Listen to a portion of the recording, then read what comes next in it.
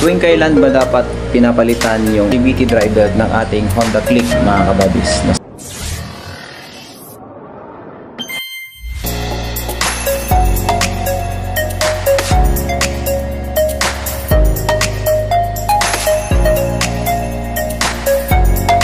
What's up mga kabadis? Welcome back to our YouTube channel, and for today's video may gagawin tayo kay Honda Click.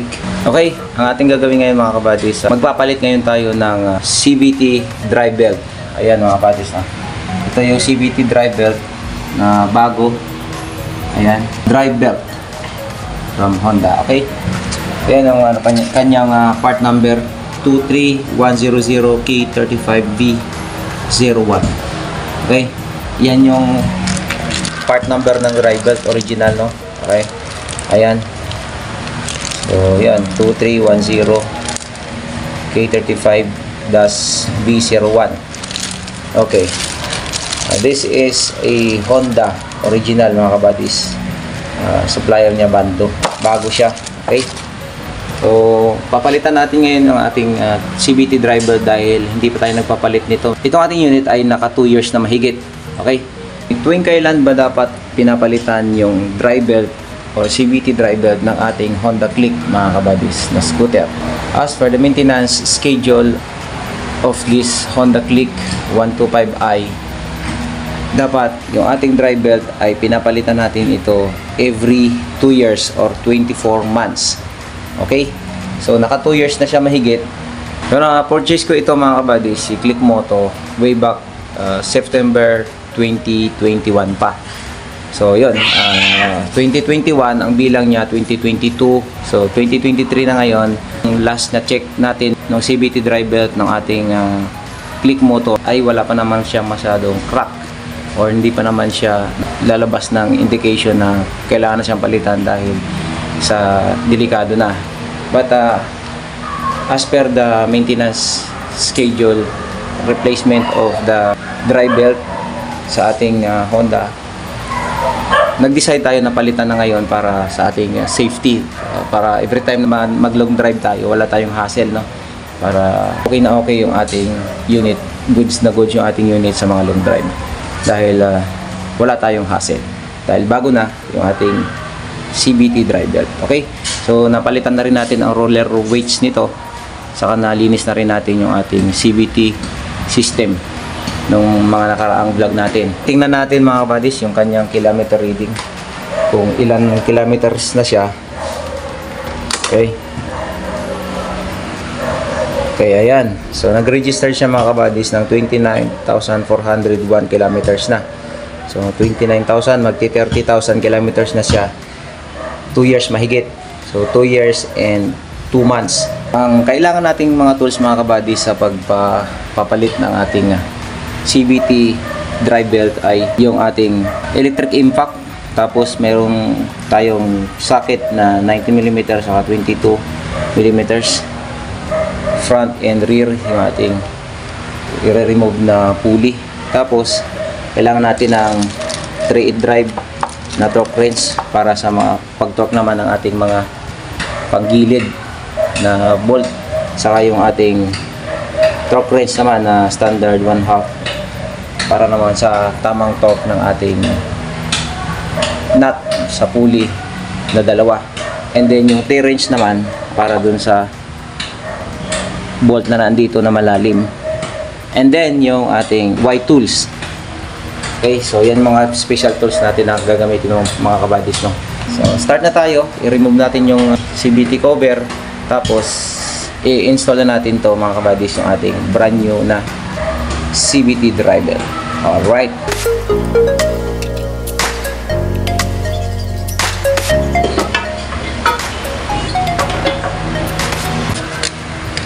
ayan po yung ating CVT system ngayon, yung status nya. Okay, so ang belt natin, ayan, lawan na natin. Ayan, ayan, kung mapapansin nyo, yung ating drive belt ay ayan, ayan, may crack na. So yung gitna nung pagitan ng dalawang ngipin niya mayroon ng mga crack. Ibig sabihin it's time to replace na talaga yung ating CVT drive belt. Sakto lang doon sa 2 years na variation ng CVT drive belt na kung saan ina-advise ng dealer doon sa maintenance schedule na kailangan magpalit tayo nito every 2 years. So maintain lang natin mga buddy yung ganong pagpapalit ng CVT drive belt sa ating unit para iwas putol or para hindi tayo ma-aberya sa daan kapag ganyang hindi pa natin napapalitan yung ating CVT drive belt. Okay? Ayan yung status niya mga kabadis. Hindi madumi. Hindi ganong although may dumi siya mga kabadis, pero hindi siya ganong kadumi talaga na katulad dati na kahit dito sobrang dumi. Ayan. Tapos dito sa ilalim, ang dami talagang dumi diyan. Ngayon hindi siya ganong kadumi dahil sa filter na nilagay natin. So effective yung filter na nilagay natin dito sa ating unit. Okay? Kahit man dito, hindi rin siya masyado madumi. Okay? Ayan. So dito lang, medyo madumi talaga dito kasi nga kung mapapansin niyo siya mga kabadis, ito. Ayan. Open yan. Ayan. Naka-open yan mga kabadis dito. Ayan o. Ayan. So dyan siya. Nandito. So lusot yan dito. So ibig sabihin, yung dumi na yan, dito na yan ang gagaling mga kabadis. Pero hindi tayo po pwede maglagay dito ng filter dahil singawan yan mga kabadis para hindi ma-overheat itong CVT system natin. Kapag walang singawan yan, hindi siya po pwede. So normal lang yan mga kabadis. Ito, linisin natin itong cover. Siguro linisin na rin natin, bugahan na rin natin siguro ng parts cleaner yan. Okay?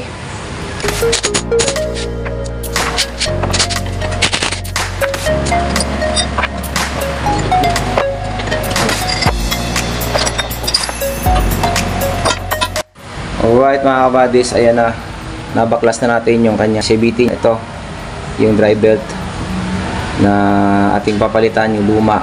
Okay, ayan. So kung mapapansin nyo, ayan, malaki na ang kanyang crack. Ayan. So hindi na siya safe mga kabadis pag ganitong kondisyon, ano. Yun, nung chinek natin to dati, hindi pa ganito kalaki yung mga cracks niya. Ayan. Ngayon, nasa pagitan ng ngipin ng kanyang drive belt mga kabadis. Ayan, so hindi na to safe for long drive. Kailangan na natin siyang palitan. Okay? And then, isabay na rin natin yung pagbuga lang dito sa kanyang panggilid. Linis na rin tayo. Para pag kinabit to, alright, malinis na siya ulit. Okay?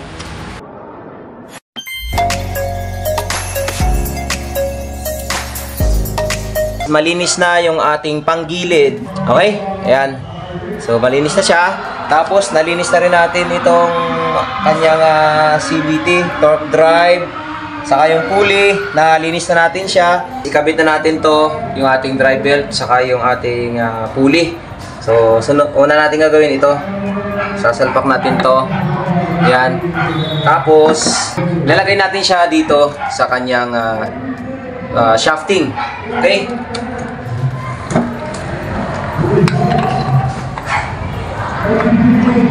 Next, tatanggalin natin siya sa kanyang plastic. And then, ayan. Disclaimer lang mga kabadis, dapat pag kinabit natin yung kanyang driver, dapat nakapaganyan siya doon sa kanyang side. Okay?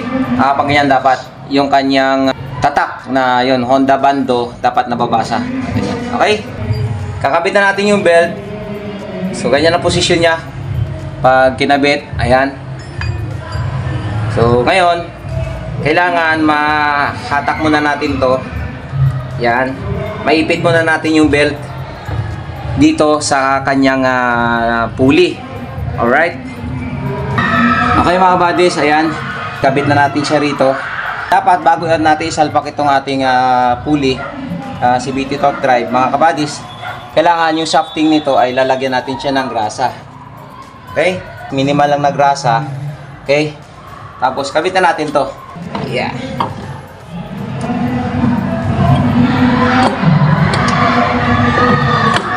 Alright. And then, sunod mga kabadis, ang ikakabit naman natin ay yung kanyang pulley na nandito sa harap. Alright.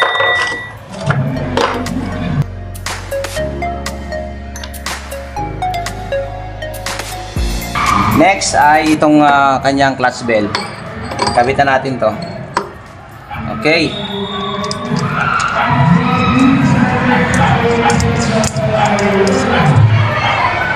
So yun mga buddies, ito-torque na natin to base dun sa kanyang specified torque. Tapos ikabit na natin yung kanyang cover mga buddies. Alright. Yeah.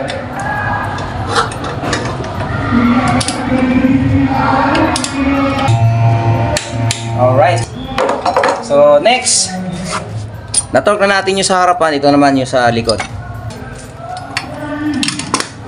Ayan.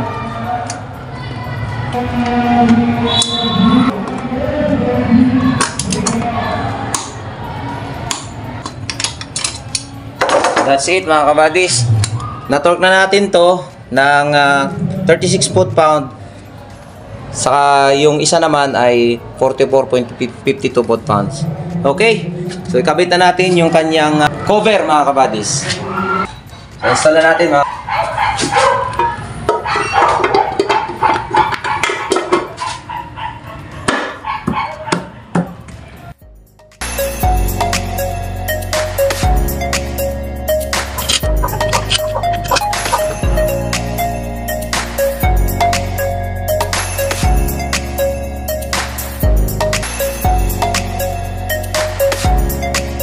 Ngayon, ito-torque na natin mga kabadis yung ating mga bolt. So, unahin muna nating i-torque ay yung nasa gilid na 1.5 inches na mga bolt.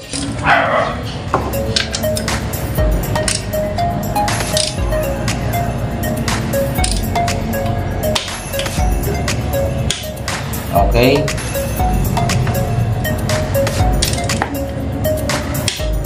Okay. Okay. Next. Okay. Double check.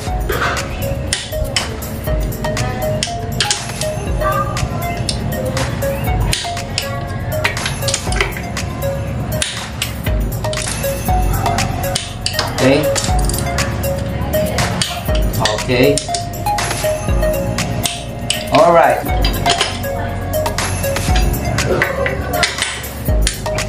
Tapos, kapitan natin itong tatlong bolt na para sa kanya na may alin, no? Okay.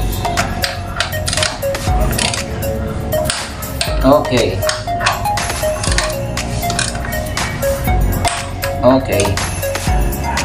So be it mga kabadis, tapos na natin ikabit yung ating drive belt sa ating CVT system at napalitan na rin natin sa wakas yung ating drive belt. So yun, okay na siya. And kung nagustuhan mo ang video na to, please don't forget to like, comment, and share this video mga kabadis. At huwag mo rin kalimutan mag-subscribe. Click mo din ang bell button para ma-notify ka sa mga susunod pa nating uploads na video. And thank you so much sa pagsuporta mga kabadis. Peace out.